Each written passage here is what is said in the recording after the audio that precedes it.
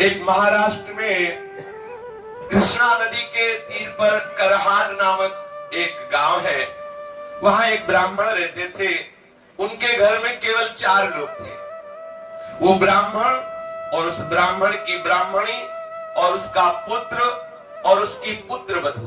पुत्र वधू बड़ी ही साध्वी और बड़ी ही भक्ता थी। पुत्र वधू का जो नाम था वो सखुबाई था। पुत्र वधू का नाम सखुबाई था।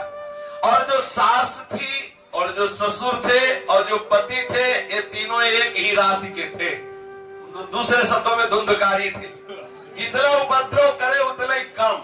और पूर्ण सती साध्वी सखुबाई बचपन से संत महात्माओं का संग करके निरंतर श्री कृष्ण के चिंतन में तन्मय रहने वाली। अब प्रारब्ध होता है, भगवान की ऐसी लीला होती है जैसे गाय जो है कसाई के चक्कर में फंस जाए। ऐसे वो साध्वी सखुबाई का ब्याह ऐसे परिवार में हुआ जहां ससुर भी दुष्ट स्वभाव वाला और सास जब तक सखुबाई के 2-4 थप्पड़ लगा के बाल खींच के सैकड़ों गालियां ना दे दे तो उसको राजभोग पचता नहीं था। और रात्रि में जब तक पैर दबवा के 2-4 गालियां दे के 1-2 लात न जमा दे तब तक सहन नहीं होता था। ऐसा उसका स्वभाव था। देखो, ये भक्त का जीवन है। लेकिन कभी सखुबाई ने कभी किसी के पास जाके या पड़ोस में कभी किसी से नहीं बोला। अगर पति के सामने आंसू बहा के कुछ बोलने का अवसर भी मिले और अगर कभी एक बोले तो पति उल्टा और 4 थप्पड़ मारे, गालियां दे। क्योंकि जैसे माँ जैसे पिता वैसे ही वो बेटा। सखुबाई को बहुत कष्ट दिया जाता।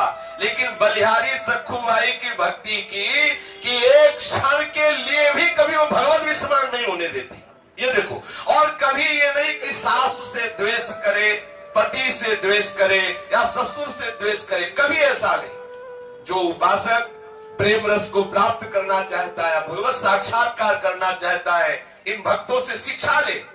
उसी घर में रह के और सब कार्य, ससुर स्नान करेगा तो पानी सखुबाई को भरना है, उसके कपड़े सखुबाई को धोने हैं, सास के कपड़े धोने हैं, पति के कपड़े धोने हैं, सबको भोजन बनाना, सबके बर्तन में, और बाद में जो जूठन बचे वो खाने को देना। और जब सखुबाई भगवत स्मरण करते हुए प्रसाद पावे तो सासू बैठ के जैसे लोरिया सुनाई जैसे गालियां सुनावे। सोचो कैसा जीवन उस महान भक्ता का, कितना क्लेश में जीवन, पर कभी कठोर वचन भी उसने सास से नहीं बोले। जो मान अपमान को, जो लाभ हानि को, जो जय पराजय को, सुख दुख को समान भाव से सहते हुए भगवत स्मरण करता है, भगवान उसके अधीन हो जाते हैं। ये भक्ति का स्वरूप थोड़ा समझना है हमें। यदि हम अनुकूलता को भक्ति समझेंगे तो हमें भागना पड़ेगा, हमें महाअमृत पद से वंचित होना पड़ेगा, हमें ऐसे महासौंदर्य सिंधु प्रभु के दर्शन का अधिकार प्राप्त नहीं होगा। हमें मान अपमान समान रूप से सहना है, लाभ हानि समान रूप से सहना है, सुख दुख समान रूप से सहना है। और हमें देखना है कि मान के समय या अपमान के समय कहीं भगवत विस्मरण तो नहीं हो रहा। लाभ के समय या हानि के समय, दुख के समय या सुख के समय कहीं हम प्यारे को अपने भूल तो नहीं रहे हैं।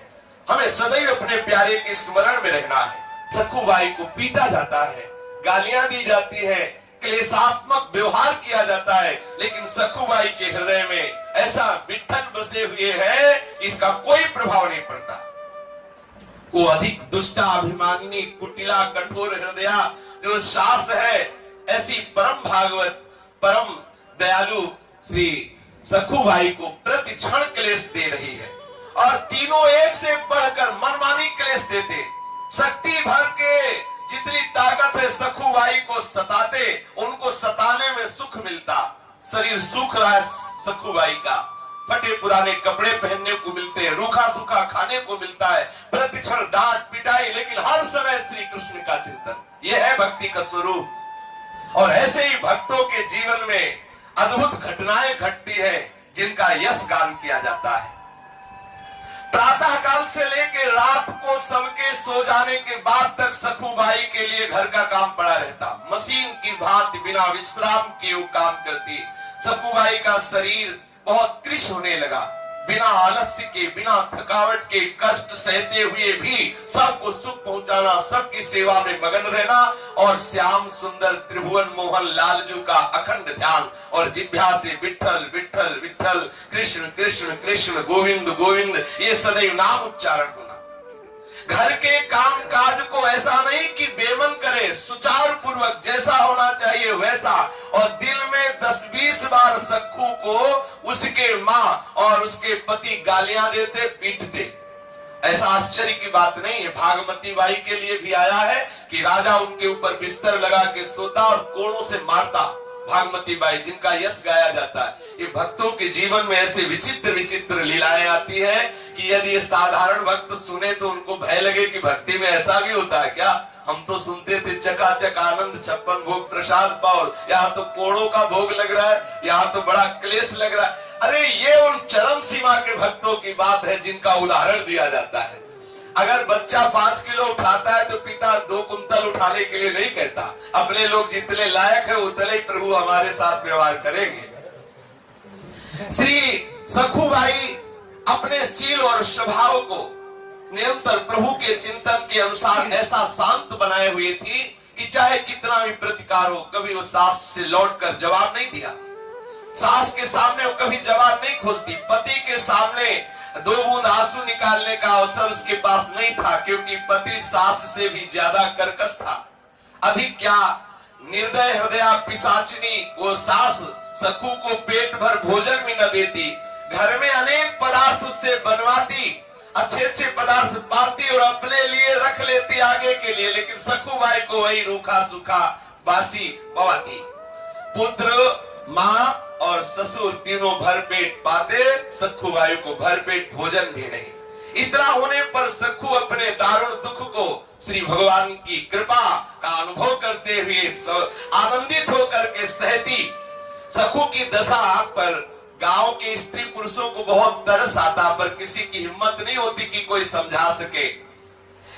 ब्राह्मणी के डर से कोई सखू से बात भी नहीं कर सकता था। सखूबाई मन ही मन भगवत कृपा का अनुभव करती हुई सोचती, कितने कृपालु है श्री कृष्ण। देखो ये भक्त का स्वभाव, कितने कृपालु है। यदि पति हमसे प्यार करता तो श्री कृष्ण के प्यार में बाधा पड़ जाती। यदि सास हमें प्यार करती, ससुर प्यार करते तो इनमें मन बंटता। सखूबाई एकांत होकर यही सोचती, कितने कृपालु श्री कृष्ण है कि हमें ऐसा ऐसा परिवार दिया है कि मेरा मन केवल श्री कृष्ण में लगेगा, इनमें लगेगा ही नहीं। ये कितनी कृपा है। देखो भक्त हर परिस्थिति में आनंदित रहता है, कृपा का अनुभव करता है। यदि श्री कृष्ण की कृपा ना होती तो मैं मोहवश ससुर, सास और पति के मोह जाल में फंस जाती। कितनी कृपा हमारे प्रीतम हमारे ऊपर करते हैं। एक दिन किसी पड़ोसी ने अवसर पाकर भाग करके सखूबाई के पास जाके पूछा, बहन इतना कष्ट दिया जाता है और तू कोई उपाय नहीं करती, तेरे नैहर में कोई है नहीं क्या? तू इतना दुख भोगती है, क्या तेरे नैहर वाले कोई खबर, कोई ऐसा उपाय करके कि आपको ये कष्ट से बचा ले? कोई है नहीं, न कोई खबर लेने आता है, न कोई तुम्हारा सहयोग करता है। सखू ने मुस्कुराते हुए कहा, जानती हूँ मेरा नैहर कहाँ है? कहाँ है? पंढरपुर में। और मेरे नैहर वाले कौन जानते हो? विठ्ठल और रुक्मिणी जी। विठ्ठल और रुक्मिणी जी और सखी, उनके बहुत बड़ा परिवार है, असंख्य संतानें हैं। हमें लगता है कि वो असंख्य संतानों की व्यवस्था में भूले हुए हैं, इसीलिए मुझ गर्विणी की तरफ वो खोज खबर लेने नहीं आ पा रहे, पर उनकी बहुत कृपा है हमारे ऊपर। अब वो बेचारी पड़ोसनी क्या समझे कि किस दशा में, किस भाव में किनको बोल रही है। पंढरपुर महाराष्ट्र का एक प्रसिद्ध धाम है। यही आषाढ़ शुक्ला एकादशी को बड़ा भारी मेला लगता है। भगवान पंढरीनाथ श्री विठ्ठल के दर्शनार्थ लाखों नर नारी दूर दूर से भगवान नाम कीर्तन करते हुए, नृत्य करते हुए उत्साह पूर्वक पंढरपुर की यात्रा करते हैं। जब यात्रा का दिन आया, भक्तों की मंडलियां कीर्तन करते हुए पंढरपुर के लिए चारों ओर दल बना बना करके सब नाचते हुए जाने लगे। कोई मृदंग में, करताल में सुंदर भाव विभोर होकर के स्वर निकाल रहे, कोई झांझ बजा रहे, कोई नाम घोष कर रहे, कोई नाच रहे, कोई पैरों में घुंघरू बांध करके मतवाले होकर के ताल में ताल मिला रहे, श्री हरि के गुणगान, हरि के लीला चरित्रों का गान करते हुए भक्तों की मंडली को देख करके सखुबाई के हृदय का बांध टूट गया। विचार किया, क्या करूं, हमारे प्रीतम का ऐसा बड़ा उत्सव हो रहा है, उसमें जाकर के मैं मिल नहीं सकती, इतने यहाँ विरोध है। तो करहाड़ उसके गांव से बड़ी बड़ी मंडलियां जा रही थी। सखुबाई को पानी भरने के लिए कृष्णा नदी में जाना होता था। घड़ा लिया और कृष्णा नदी में जल भरने के बहाने निकली। प्रेमी भक्तों के संकीर्तन दल को देखकर सखु के हृदय में प्रेम उमड़ा और घड़ा वहीं रख दिया। पंढरपुर जाने की प्रबल इच्छा करके भक्तों की मंडली में गई। विचार किया कि अगर सास से पूछेंगे तो पिटाई ही होगी, सास ससुर पति कोई जाने तो देगा नहीं। घड़ा नदी के किनारे रख दिया और भक्तों की मंडली में चली गई। अब सखुबाई संत मंडली में जा रही, पड़ोसी ने देखा कुछ ऐसे होते हैं जलने वाले, वो बस कुछ लोग ऐसे होते हैं जिनका सीसी कैमरा केवल भक्तों के ऊपर होता है। कब छीका, कब पाया, कब बैठे, कब उठे, वो पूरा उनसे पूछ लीजिए। कब कौन सा दोष हुआ वो पूरा उनको पता होता है। ऐसे ही वहां भी थे। दौड़ के जाके सास से कहा, अरे देख तेरी बहू संतों के साथ मंडली में भाग गई, वो तो जा रही है। अब सास ने अपने बेटे से कहा कि देख मैं कहती थी वो है दुष्ट, नहीं माना, जा जल्दी जा। अब बड़े बड़े डंडे निकाले सास ने भी, पति ने, और दौड़ लगाई। जाके देखा तो भक्तों के बीच में उन्मत्त हो रही है सखुबाई, नाम कीर्तन और बड़ा आह्लाद हो रहा है। अपने प्रीतम के दर्शन के लिए विशेष इच्छुक है। और जैसे जहरीली नागिन फुफकार मारते हुए जाए, वैसे ही लड़के के साथ वो सास वहां से भागती हुई आई। क्रोध में आग बबूला होकर के सब संतों के बीच में जाकर उसके बाल पकड़े, घसीट के बाहर लाई, वही डंडा शुरू कर दिया मारना। देखो पानी लेने भेजा था, ये जा रही संतों के साथ, जो गालियां देना हो सब गालियों की पुष्पांजलि सारे रास्ते में बरसती रही और डंडा का भोग लगता रहा सखुबाई के ऊपर। घर में जाकर के डट के पिटाई की तीनों ने मिलकर, सास ने, ससुर ने और पति ने भी। सखुबाई हा विठ्ठल, हा कृष्ण, हा गोविंद। ये देखो महान भक्तों का स्वरूप है, महान भक्तों का चरम अवस्था की भक्ति का ये स्वरूप है। मीराबाई, करमेती बाई, जितने रत्नावती, जितने बड़े बड़े भक्ति स्वरूपाए सखियां हुई है और जो बड़े बड़े भक्त हुए हैं, इनके जीवन में भगवान ने ऐसी प्रतिकूलता की कृपा की वर्षा की जो साधारण सुनकर कांप जाए। अब सोचो, तीनों ने मिलकर डट के पीटा और सास कहती है, अरे अभी ये मामूली मार है, इससे मानने वाली नहीं, ऐसा पीटो कि ये चलने लायक न रहे, फिर भाग जाएगी, ये फिर पंढरपुर की यात्रा करेगी। और सुनो, अभी 2 सप्ताह है पंढरपुर की यात्रा की, इसको जकड़ करके खंभे में बांध दो, बिल्कुल 2 सप्ताह ना रोटी ना पानी, और रोज इसकी पिटाई करो, तब ये मानेगी। और सास की आज्ञा हुई और सखुबाई को बांध दिया उनके ससुर ने और पति ने, और पिटाई की, भोजन देना बंद। देखो कितना कष्ट, आप विचार करके जरा उस स्थिति में देखो, एक कृष्ण वाली भगवत भक्ता, उसके साथ ऐसा दुर्व्यवहार, मार पिटाई, भोजन नहीं, और बड़ी जोर से रस्सी से बांध दिया गया सखुबाई को, खींच करके बांध दिया गया कि सखुबाई की त्वचा में वो रस्सी धस गई, ऐसे जोर से बांध दिया गया। सखु का शरीर वैसे ही कृष्ण था, क्योंकि खाने पीने को ठीक से मिलता नहीं, दिन भर सेवा, पर उसके मन में कोई दुख नहीं है। उसके हृदय में ये दुख नहीं कि मुझे बांध दिया गया, मुझे मारा गया, मुझे गाली दी गई, ऐसा नहीं। एक हृदय में पीड़ा है कि हे श्री कृष्ण, आपके भक्तों के बीच में मुझे कितना सुख मिला। पहली बार जीवन में भक्त मंडली में मुझे नाचने को मिला, आपके दर्शन के लिए मैं जा रही थी, मेरी सामर्थ्य नहीं कि मैं इस जन्म में इस नरक से निकल सकूं। हे करुणानिधान, हे दीनों पर दया करने वाले श्री हरि, क्या ऐसा नहीं हो सकता कि मैं आपके दर्शन कर पाऊं इस जन्म में? क्या मैं प्रगट में आपके मंदिर में आकर के आपके भक्तों के बीच में नहीं नाच सकती? सखुबाई आंसू बहाते हुए, हे कृष्णचंद्र, हे गोपाल, आज मैं तेरे हाथ बिक गई। प्यारे, मोर मुकुट धारण करने वाले, वैजंती माला धारण करने वाले, हे पीतांबरधारी, दीन जान करके कुछ ऐसा उपाय करो कि मैं आपके दर्शन कर सकूं। मैं बहुत पतित हूं, दीन हूं, अधम हूं, मेरी सामर्थ्य नहीं मैं आप तक आ सकूं। अपने भक्तों के लिए कच्छ मच्छ वारा शुक्र न जाने कौन कौन से अवतार धारण किए, आपके लिए क्या दुर्लभ है। हे प्रभु आप कृपा करो, बहुत सुंदर अवसर, भक्ति की मंडलियां जा रही हैं, आपके दर्शन करने के लिए बार बार अवसर नहीं आएगा। हे नाथ आप कृपा करोगे तभी दर्शन हो सकते हैं, मेरी सामर्थ्य तो है नहीं कि मैं उसके चुंगल से छूट सकूं।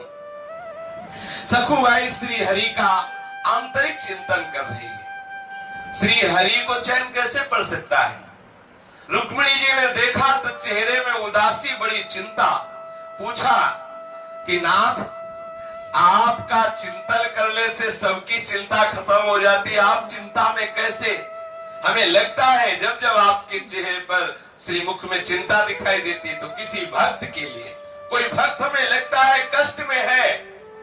भगवान ने कहा एक ऐसी भक्त है, पूछो मत, कितना पीटा गया उसको, कितना क्लेश दिया गया, वो हमसे मिलना चाह रही है और उसको बांध दिया गया है। आर्त पुकार से मेरा हृदय जल रहा है। सखुबाई मुझे पुकार रही है। पूरा रहस्य नहीं बताएंगे, थोड़े दिन के लिए तुमको विरह सहना पड़ेगा, क्योंकि ये भक्त ऐसा नहीं कि जाके दर्शन दिया और लौट के आ गए, हमें वहां रहना पड़ेगा कुछ दिन, तभी बात बनेगी। रुक्मिणी जी से ऐसा कहा और प्रभु तत्काल जाग गए। सखुबाई के समीप जो बंधी हुई है रस्सी से, न भोजन दिया जा रहा है, ऊपर से गालियां दी जा रही, पिटाई की जा रही है। सोचो कितना कष्ट, आप विचार भी नहीं कर सकते कि कितना कष्ट होगा। ये है प्रेम का स्वरूप। आंखों से अश्रु और प्रभु के ध्यान में निमग्न।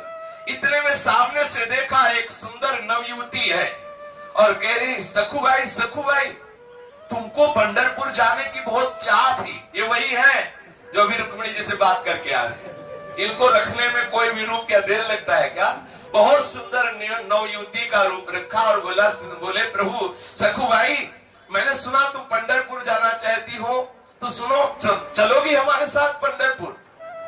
सखुबाई ने एकदम आंख खोली, देखा कि कोई प्यार से हमें बोले, यहाँ तो गालियां और डंडा चल रहे हैं। देखा और कहा सखी मुझ पापिनी के भाग्य में ऐसा कहा कि मैं भक्त मंडली के साथ पंढरपुर जाऊं। तुम देख तो रही हो मेरी दशा। स्त्री रूपी श्री ठाकुर जी ने कहा बाई तुम जानती नहीं हो, मैं तुम्हें बहुत समय से जानती हूँ, तुम हमारी बहुत प्रिय सखी हो, तुम भले हमें ना पहचानो, मैं जानती हूँ, तुम्हें बहुत जानती हूँ। उदास मत हो, जिसकी मैं सखी होती हूँ उसको कभी उदास मैं नहीं देख सकती। सखुबाई क्या समझे कि ये कौन से है, प्रभु कौन सा रूप धारण करने वाले हैं। देखो मैं तुम्हें छोड़ती हूँ और तुम भागो और जाओ मंडली के साथ। बोले हमारे सास भी पकड़ लेगी। बोले बिल्कुल नहीं, इसकी तो तुम चिंता ही मत करो। जल्दी जल्दी सखुबाई को, जो ठाकुर जी युवती रूप में गए थे, छोड़ दिया। सखुबाई को छोड़ा तो सखुबाई निकली और आप सखुबाई होकर रस्सी में बंध गए।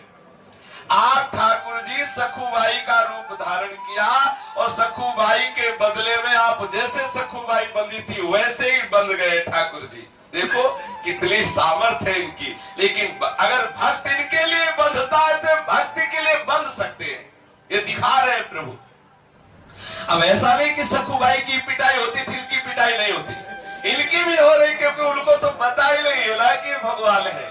भगवान सखुबाई के रूप में बंध गए, प्रेम पास में बंधे हुए ठाकुर जी। जैसा रूप सखुबाई का, जैसा पतला शरीर, जैसे कपड़े, जैसे बंधी थी बिल्कुल वैसे बंध गए। जिनका नाम स्मरण करने से माया का वो बंधन टूट जाता है, जो बड़े बड़े योगियों के लिए छोड़ना दुर्लभ है, वही सच्चिदानंद भगवान अपने भक्ति के लिए एक साधारण स्त्री की तरह बंध गए अपनी भक्ता सखुबाई के लिए।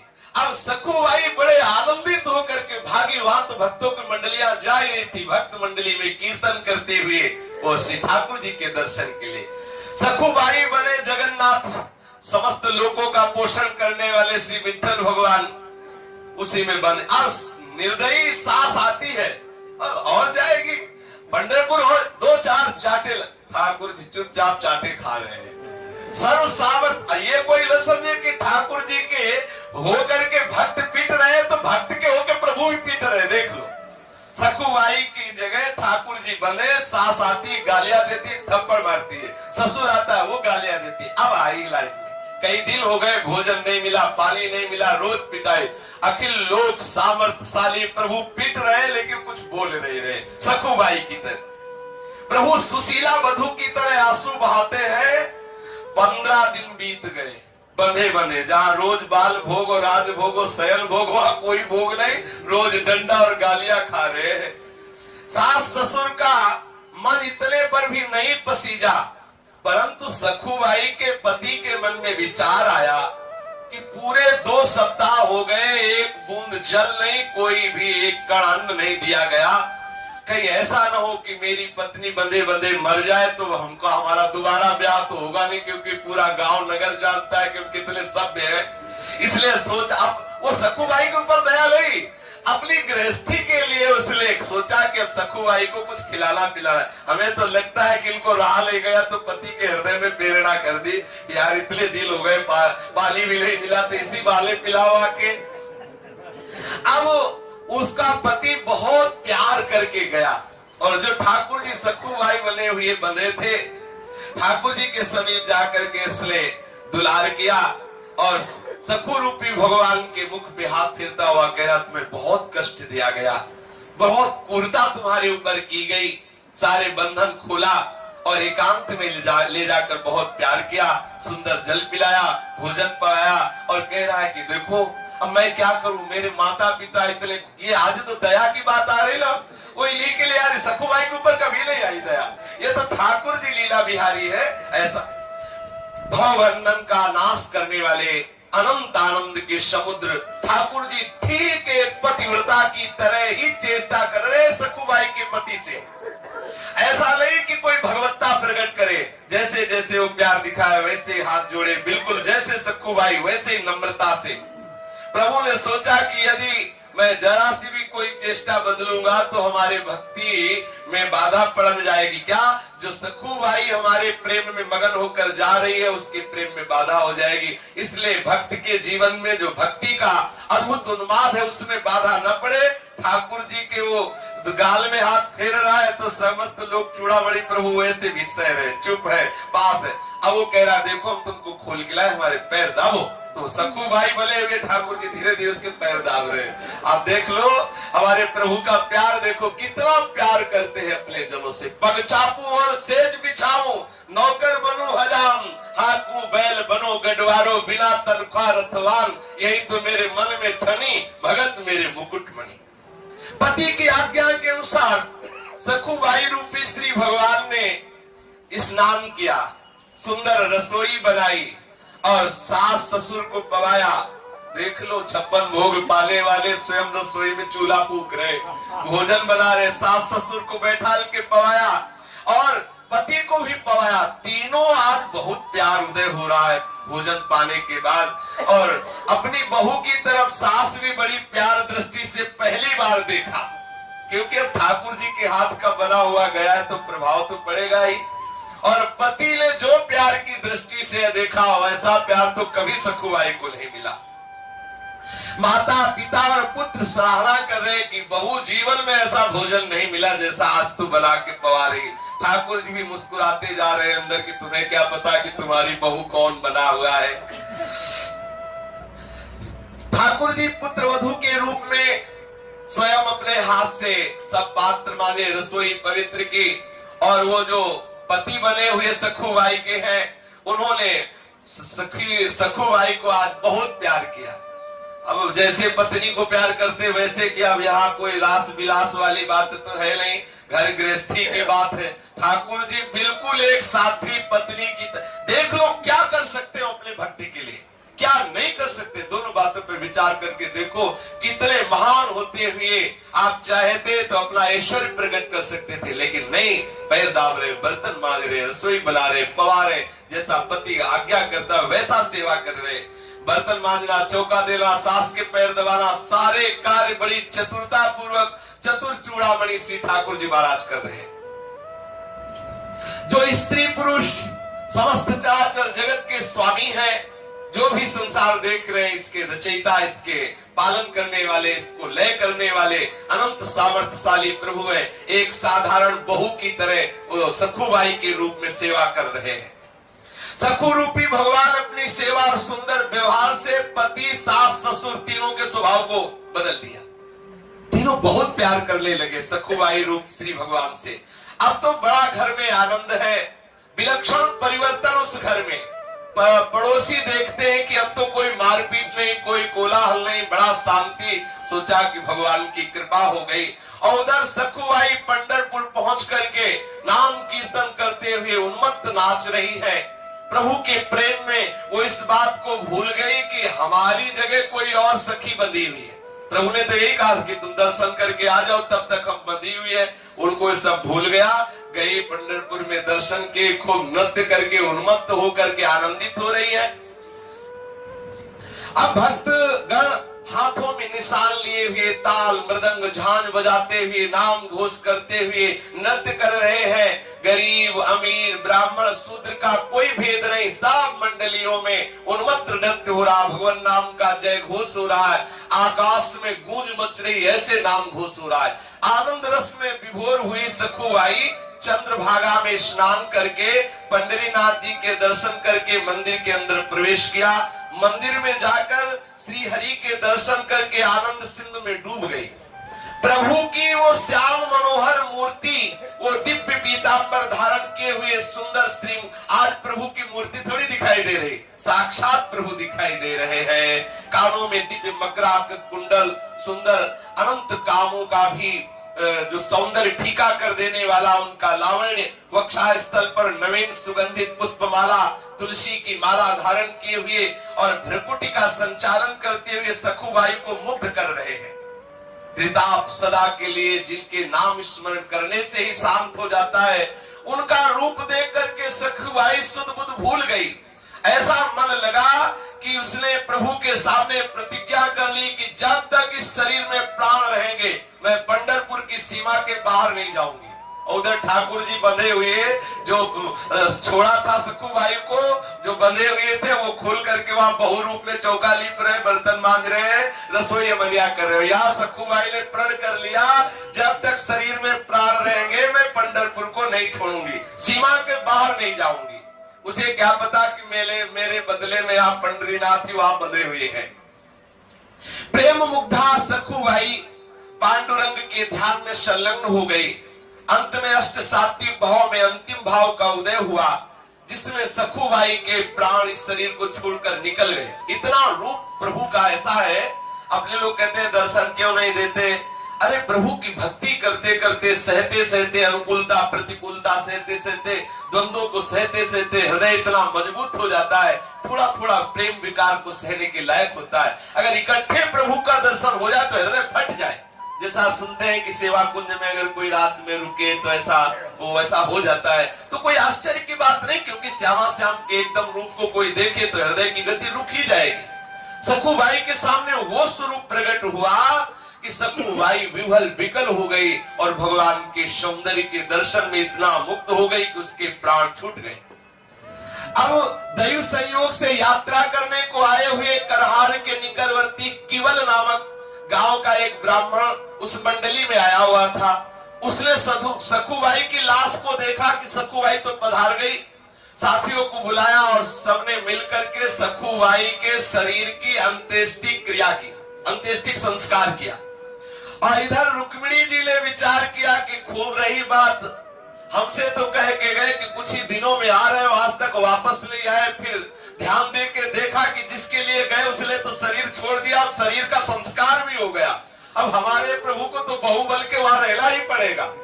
अब रुक्मिणी जी को बड़ी चिंता हुई, विचार किया रुक्मिणी जी ने, फिर स्मशान पहुंची, सखुबाई की जो राख वगैरह थोड़ी मोटी हड्डी वगैरह थी उनको एकत्रित किया और प्रेम दृष्टि से देखा तो सखुबाई जीवित हो गई। अब महामाया है, महाशक्ति है, इनके लिए क्या? माया देवी के प्रताप से एक क्षण में समस्त ब्रह्मांडों की रचना हो जाती है। आदि शक्ति जय जग उपजाया, एक क्षण में सृष्टि का सृजन करने वाली, उनके लिए सखुबाई को जिंदा कर देना क्या कोई आश्चर्य की बात? सखुबाई जीवित हो गई।